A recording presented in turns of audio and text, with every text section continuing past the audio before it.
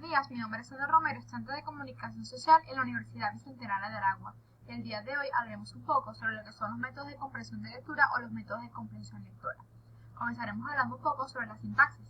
La sintaxis es la parte de la gramática que asimila las reglas y principios que rigen la combinatoria de componentes sintácticos y la formación de unidades superiores a estos.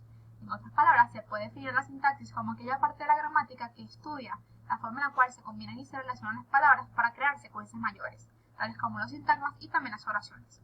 A través de la sintaxis se estudia la forma en la cual están construidas las oraciones según el orden y el modo en el cual se relacionan las palabras dentro de una oración o oraciones, a fin de expresar el contenido de un discurso o un concepto de manera clara, precisa, concisa y coherente. La sintaxis tiene como principal función analizar el orden correcto de las palabras a fin de que las frases, ideas, opiniones o textos que se desean expresar sean expresados, valga la redundancia, de manera correcta y se pueda llegar al mensaje que se desea transmitir. Además de ello, ofrece pautas para saber cómo unir y razonar las palabras. Se puede decir que la sintaxis nos ofrece una pequeña estructura la cual tenemos que seguir para poder crear oraciones de manera correcta. Y además se utiliza para crear diversos efectos. Se le puede añadir una oración, musicalidad o también una melodía de manera de que se convierta en un verso o también en un poema.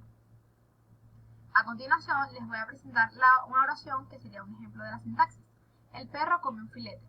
Esta oración está dividida en dos partes fundamentales, el sintagma nominal, que es el sujeto el perro, y el sintagma predicado, que es el sujeto come un filete. En la primera parte aparece un determinante que es el artículo el que concuerda en género y número con el núcleo del sintagma nominal, que en este caso es perro. Esta es una regla muy importante que debemos de saber de la gramática, ya que el artículo siempre debe coincidir con el género y con el número con el sustantivo o con el complemento que le siga al mismo. El núcleo es el verbo comer, que está conjugado en presente indicativo en tercera persona del singular y en consonancia con el sujeto de la oración. Por último, pero no menos importante, tenemos el complemento directo, que en este caso es un filete.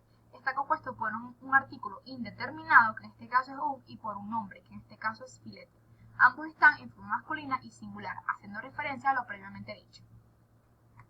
El resumen es una síntesis de ideas principales de un texto expresado con un vocabulario propio. El resumen consiste en eliminar de un texto extenso todo aquello que al autor le parezca irrelevante y extraer de él todo aquello que le parezca relevante, de manera de producir un nuevo texto más breve y agregarle a él aquellas ideas que extrajo del otro, que en este caso son las ideas importantes. Además de eso, el autor también le va a agregar palabras claves o también le va a agregar su punto de vista del texto que previamente tuvo que haber leído. A continuación les voy a presentar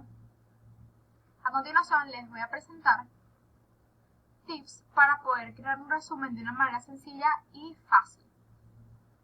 La indicación de palabras claves, las anotaciones y el subrayado. Con estos tres tips podemos realizar un resumen de una manera satisfactoria y también de una manera sencilla. El resumen tiene la finalidad de resaltar ideas fundamentales de un tema, además de ello explicar de forma sencilla el contenido de algún tema en específico. La paráfrasis es la sustitución simple de expresiones que aparezcan en un texto por sinónimos con cambios sintácticos mínimos. La paráfrasis es aquella explicación o interpretación de un texto para lograr una mejor comprensión del mismo. Ella se basa en traducir libremente en un texto que no se ajusta al original en específico o con exactitud, pero que sí se basa en él, para facilitar un mejor entendimiento. La característica fundamental de la paráfrasis es el uso del lenguaje propio del individuo, un uso del lenguaje cotidiano con palabras sencillas, con el fin de lograr una mejor comprensión del texto original. Además de ello, se le puede agregar opiniones, ideas que el autor crea que sean necesarias. La paráfrasis se divide o se clasifica en dos, la mecánica y la constructiva. Dentro de la mecánica, lo que busca el autor es simplemente buscarle sinónimos a las palabras, mientras que en la constructiva él va a cambiar todas las palabras y lo va a colocar de otra forma, desde otro punto de vista, pero se va a basar en el texto previamente leído. Una de las oraciones es la siguiente: el camino corre en el césped. Transformándola o parafraseándola de manera mecánica sería: el perro corre en el pasto. El subrayado permite resaltar ideas e informaciones de un tema o un contexto en específico.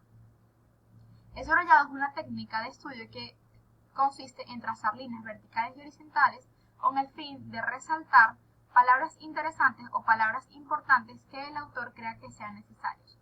El subrayado se utiliza para poder destacar aspectos de gran relevancia y también para comparar ideas, conceptos u opiniones. Lo que debemos de subrayar usualmente serán la idea principal, que puede estar situado en la parte de arriba, en la del medio o en la de abajo del texto. Además de ello, palabras técnicas o específicas del tema que se está estudiando o del tema que se está leyendo. Previamente, cuando estábamos hablando del resumen, mencionamos que una de las técnicas para poder hacer un resumen puede ser el subrayado. ¿Por qué?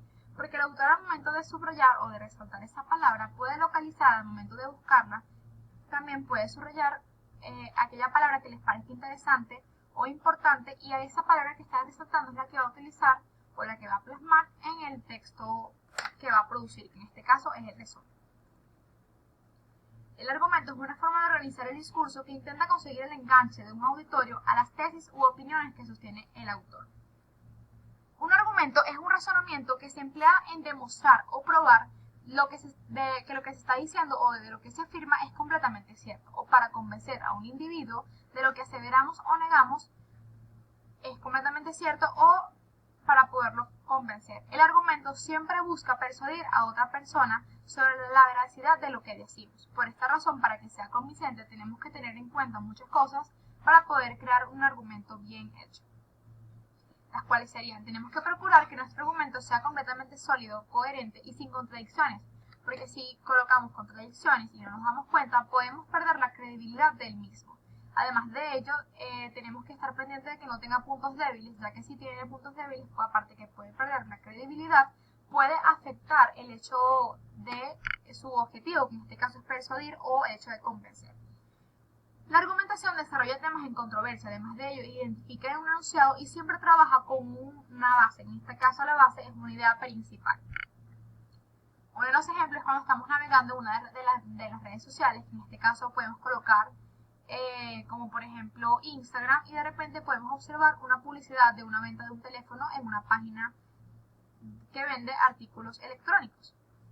La página que va a hacer la publicidad sobre el artículo electrónico, en este caso el teléfono, va a buscar una perfecta publicidad, tanto llamativa en cuanto a la imagen, como también va a realizar un argumento que sea completamente convincente o que pueda persuadir a las personas que lo vayan a visualizar. Va a colocar las mejores características del teléfono y va a hacer que la publicidad sea lo completamente llamativa, como las personas se paren en ella o se detengan en ella para poder leer un poco sobre la publicación. La publicación tiene que ser completamente convincente para que las personas se sientan atraídas y de esa forma se sientan convencidas y necesitadas de poder comprar el teléfono.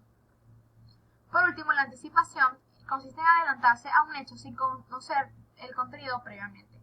Uno de los ejemplos es cuando una persona compra un periódico y lee el título. Usualmente las personas creen anticiparse al texto sin leerlo con solamente leer el título, pero no siempre el título coincide con lo que sería el texto al leer. La anticipación es una técnica que desarrolla el lector. Además de ello, enriquece el conocimiento, ya que nos crea esa sensación de incógnita y esa sensación de querernos anticipar antes de poder leer el texto. Usualmente es una sensación o es una técnica que uno no la puede controlar, es una técnica automática. Muchas gracias.